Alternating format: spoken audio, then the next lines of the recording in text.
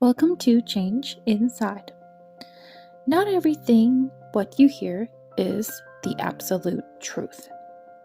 Not everything that we were taught in the schools, at home, or from doctors or from scientists. So we need to be careful what we believe in. When it comes to science, and I love science, I liked science when I was in high school, when I was in elementary school. That's when I first started liking science and being curious. Science isn't bad, it is a way of explaining things, of how it works. In physics, there is a law, it's called the Newton law, and it is said that every action has an equal or opposite reaction. When we look into that, it also can mean not only in the physical world, but also in the spiritual world, there is a lot of explanation in why things happen. The actions can affect us in our outcome in life. When I was just little, I was growing up and learning about a lot of things, and I was probably around 12 years old when I remember learning about how we need 8 hours of sleep. And for some reason, I really believed onto that I needed 8 hours of sleep.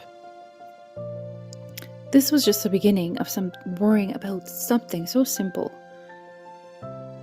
And during that year, I had a hard time sleeping, and I just was always up worrying. I couldn't go to bed until 2 a.m. in the morning, and I had to wake up at 8 a.m. and I was so worried and concerned that I wasn't getting 8 hours of sleep, all because I was taught that I needed the 8 hours of sleep. And I wasted so much time worrying and stressing about something that wasn't even true. 8 hours of sleep is something that's just recommended. It's not the absolute truth for everybody. And everybody is different. Some people need more sleep. Some people have less sleep. Some people might just have 5 hours of sleep every day, and they're doing okay. Jesus said not to worry about things in life, like what we're going to eat or what we're going to wear. Food is a big thing that we humans still worry to this day. We want to see how many calories it has, how many fat it has, if it's genetically modified. You don't want any of that in your food. It's hard not to worry, but worry doesn't do any good for you. There is even scientific evidence that worry can damage your heart. It hurts your stomach, and sometimes you have stomach issues from worry and stress. It affects your whole being. It doesn't make you whole and complete and happy and healthy.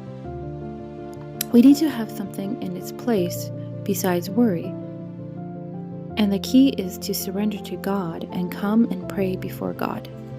We all can use a therapist and just see God talking to God as if He is the therapist.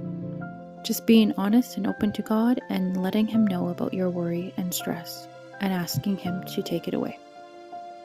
I've had many small little experiences where I've just felt anxious and panicking and sick to my stomach, being worried about something. And I prayed to God, and God gave me this supernatural peace inside me. You know how when something bad happens, it said don't panic, because panic will make it worse. It increases your heart rate, and your mind kind of goes crazy, and you can't really think and focus straight because you're panicking. But when you're calm and at peace, you can make the right decision at that moment of whatever you're going through, whatever stress or worry. That peace comes from God. And we all could use that peace that comes from God in times of suffering, in times of hardship.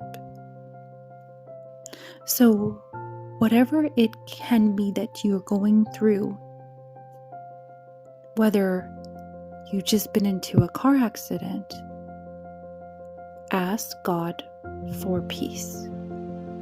Whether it's a thief at your door pointing a gun at you, ask God for peace, and God can help you what to do and give you wisdom of how to react. The most important thing is not to panic, not to be afraid, not to worry, not to be anxious.